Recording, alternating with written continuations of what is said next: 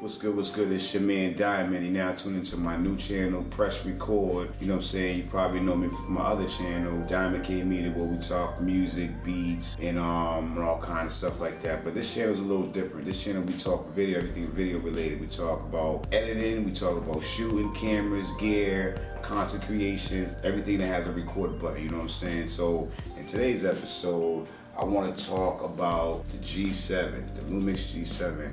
And I want to talk about how I feel about this camera 5 years later, being that it's up against the Sonys and the big brother, the GH5 and things like that. So I'm going to share my perspective and what I think, and if I feel like this camera is still fire, still super dope 5 years later. So let's go.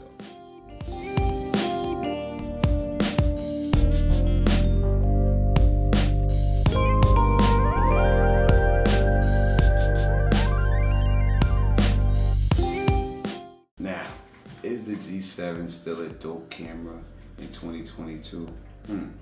Let's go through some of the specs and we'll decide, okay? So now, just a disclaimer, I'm not gonna go through no technical specs as far as getting deep into, every aspect of the camera, because it's been out for some time, so if you wanna do that, you can always look it up. What I'm gonna do is I'm just gonna talk about my experience and what I think, and if I feel like this camera is still dope in 2022.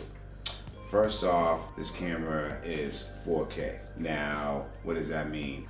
So a lot of the cameras of today are shooting 4K. A lot of the new cameras are shooting 5K, 6K, and even 8K. No worries about that, because the 5K, 6K, 8K technology, as far as TVs go, we still got a little time for that. So being that this is 4K, you're still up to speed.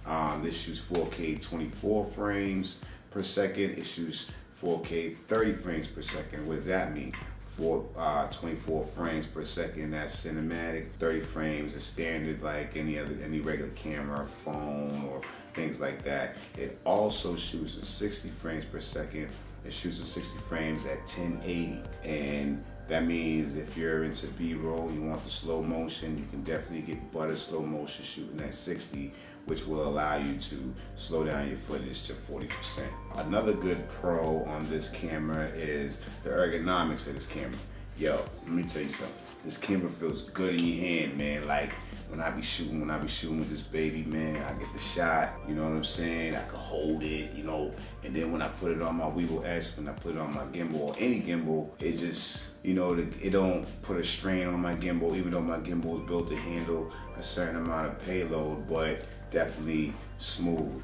Another thing I love about this camera, it has a flip out screen, so if I decide to do some vlogging and all that stuff, I can boom, do this and all that good stuff.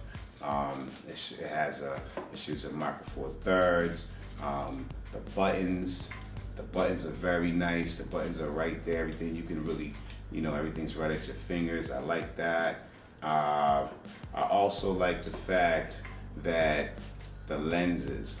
Now let's talk about the lenses for a second. The lenses are very, very inexpensive. Okay, first off, this camera is very inexpensive. Let me talk about the price point of this camera for a second.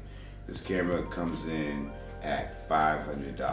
$500, you get the camera and you get the kit lens, okay? The kit lens is a 14-42 millimeter. You get the kit lens, you get the camera, about $500, and I tell you right now, this is probably the best starter camera that you can get your hands on if you're just stepping into the game of photography, videography, or anything of that nature.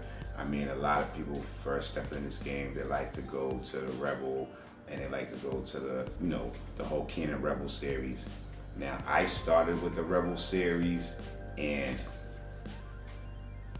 I did not like the Rebels because I don't know if any of you guys ever shot with a Rebel, but for some reason, my footage kept coming out orange. Like it had like an orange tint, tungsten. No matter what I did, just a white balance, no matter what I did, I just couldn't get rid of it. So that was a deal breaker for me. This, however, man, that everything is creamy out of this. Very, very, very, very clean. The autofocus. The autofocus can be a little janky. It's not that great, but again, once you start becoming an expert shooter, you're not gonna be using auto. You're not gonna be using auto. You're gonna be using manual all the time anyway. Everything's gonna be manual. You're gonna be doing manual, so don't worry about that. Okay, so let's get into some of the cons about this thing. Although I love this thing, everything has cons. One of the cons that this thing has, it does not have internal stabilization. The camera itself will have stabilization, nor does the kit lens. Now, if you need stabilization, they do sell a power kit lens. The kit lens is a 14 or 42.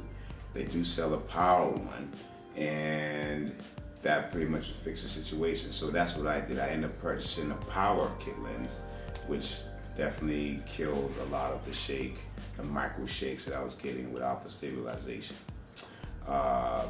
Another con about this camera is the low lighting. It's not good in low lighting, and that's due to the fact that it has a smaller sensor. But again, everything is fixable.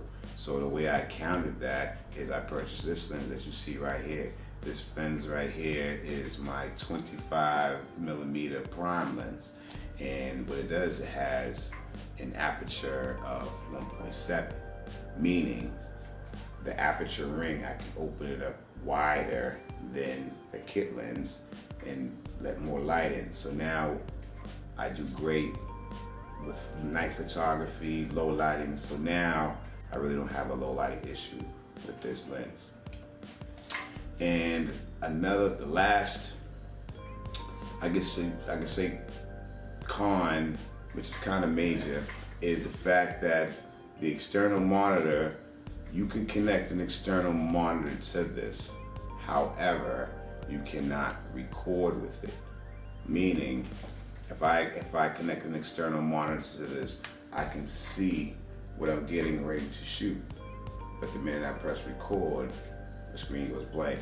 That's just the way the features made in this camera. I believe they did that, so that kind of forces you. That's just their way of forcing you to get the big brother, the GH5, because the GH5, you can do all of that. So, you know, that's just a marketing strategy. They're gonna make sure you're missing one key factor, and if you really want it, you gotta get the other camera. So, yeah, and am I missing anything? Oh, the battery. The battery life on this is incredible. The batteries are cheap. You can buy a couple of bags. Two batteries will definitely get you through. 2-3 batteries will definitely get you through a day of shooting. No word of a lie. So definitely.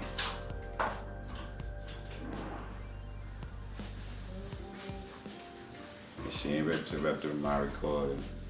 Good job. Thanks a lot.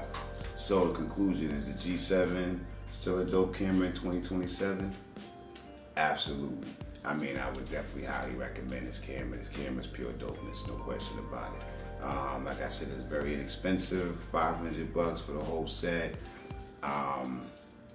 Yeah, I would definitely recommend this to anybody that's just getting into the game, looking for, you know, a cheap way into the game. Definitely this. Like I said, it shoots in 4K, 24, 30, 60, micro four thirds, good on, you know, ergonomic, good on weight, battery.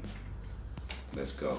If you haven't already, make sure you hit the subscribe button, like, hit the notification button, and that way you can tune into the next video. Like I said, it's a new channel, but we definitely gonna get it popping as the channel grows. So follow me. If you haven't checked out my other page, Diamond K Media, like I said, the link will be below. Check out my other page, and that's the other page we talk about music, everything music related, mixing beats and all that stuff. Stay dope.